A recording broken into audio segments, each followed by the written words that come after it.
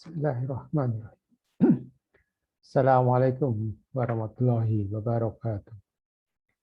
Hi everybody. I hope all of you doing well. Thank you for the opportunity given to present our article. Before we start, let me introduce myself. My name is Nugroho Soeharno. My background is medical doctor and my master in public health major in health economics. I'm from Universitas Indonesia as an associate researcher. My presentation is reproductive health training to strengthen private midwifery practice in context of COVID-19 pandemic. It's a program report, and I'm as a project leader for training midwife, part of Knowledge Hub for Reproductive Health Indonesia. This is my team, Fitriani, Sarah, Intan, Prof. Budi, and Pak Robert is from Universitas Indonesia, and Elizabeth and Burisna from UNFPA. Okay, background. As we all know, the current pandemic condition will definitely affect reproductive health services. Midwife who conduct a private midwifery practice is one of the healthcare provider and healthcare facilities that focus on reproductive health and family planning services in Indonesia. From the report MOH, we found that proportion of health professional provider on antenatal care NC in women in 2018 that mostly provided by midwife, around 85% provided by midwife. And Dr.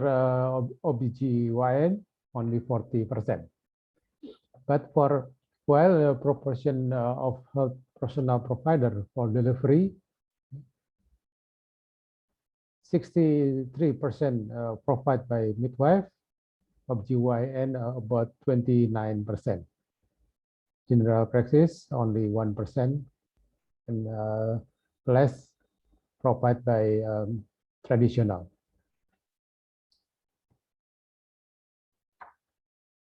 This is from SDKI 2017 that family planning or contraceptive services mostly provided by midwife, and 48% it's from the private midwifery practice.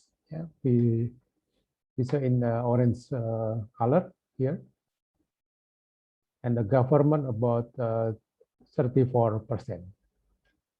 And the others about 18% maybe in hospital or something. Yeah. As a private midwifery practice was first choice for women to fulfill essential need in reproductive health, it is important to strengthen its quality. Therefore, Knowledge Hub FKM UI in collaboration with UNFPA and Midwife Association or EB has carried out training on reproductive health services during COVID-19 pandemic for midwife who conduct a private midwifery practice.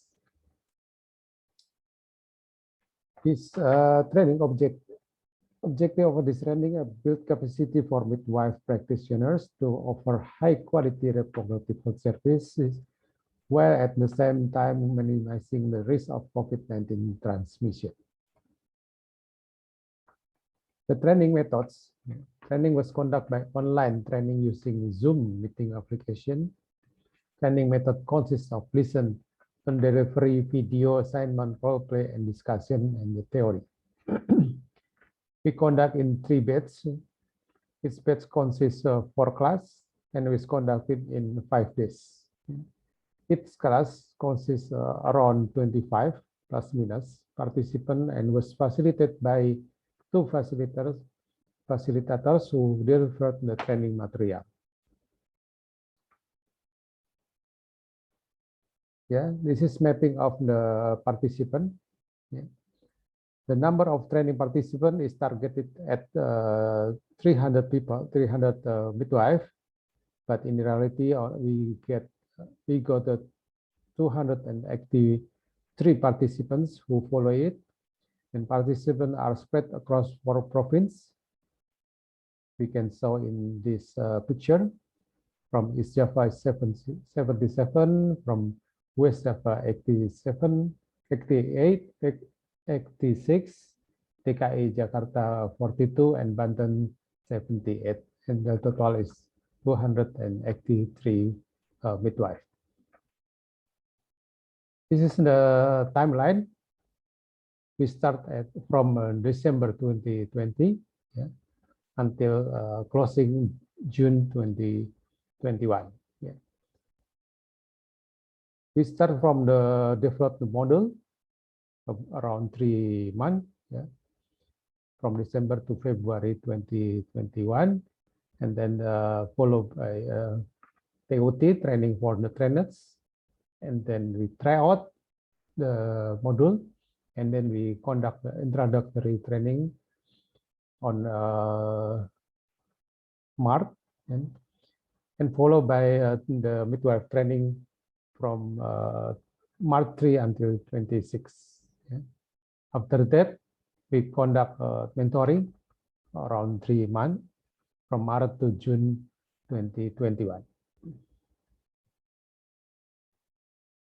So the training instrument, we have a curriculum consists of 8 modules. It contains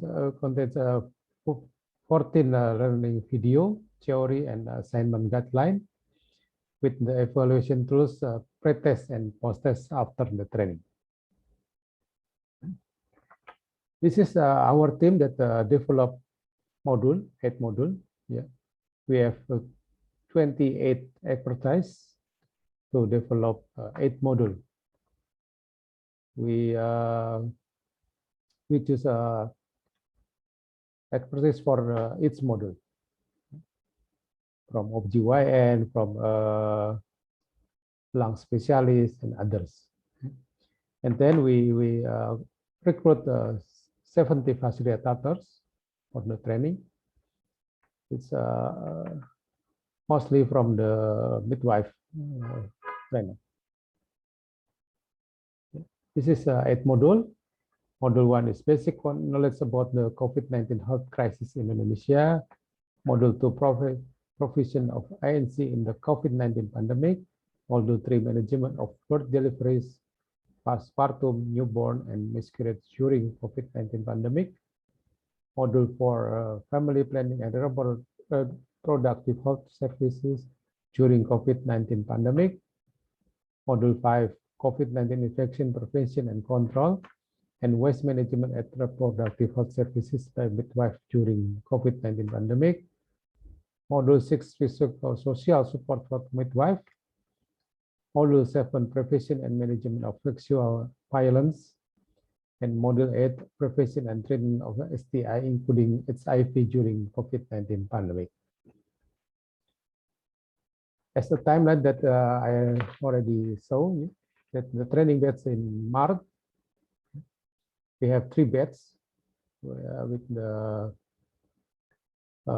each batch have 4 class. Yeah, each class have 2 facilitators. Each class we have around 25 participants. After training finish, we conduct a mentoring. Yeah. Then the objective of mentoring to strengthen participant understanding of the training material. Mentoring was conducted during 3 months. Mentoring process include from the people discussion in using a Telegram application, by teleconsultation with the accompany with the 2 facilitators for each group. Yeah. And then every week they have a discussion, and then the end of the mentoring we have a final evaluation. This is the result from the pre and post test after the training. Yeah, we saw that after training the score increase. Yeah. The batch one from 54 until become a 76, and then the batch 2 from 45 become 70, and the batch 3, the batch 1 from 51 become 82. In general, there was an increase the percentage of the participant score average at post test. Based on the average score on the pre-test and post-test, we try to pair t-test was used to analyze those test score, and there was a significant increase of participation knowledge before and after attending the training.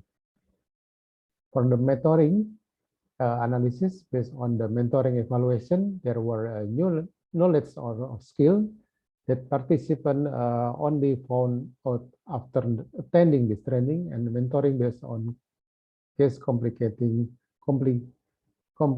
including management of violence against children and women, including referral procedure, updating screening antenatal care, including psychiatric screening, medical eligibility criteria will for contraceptive use, and PPE level and COVID-19 protocol for all types of midwifery services, including IND, and then midwifery care for comprehensive post-abortion care.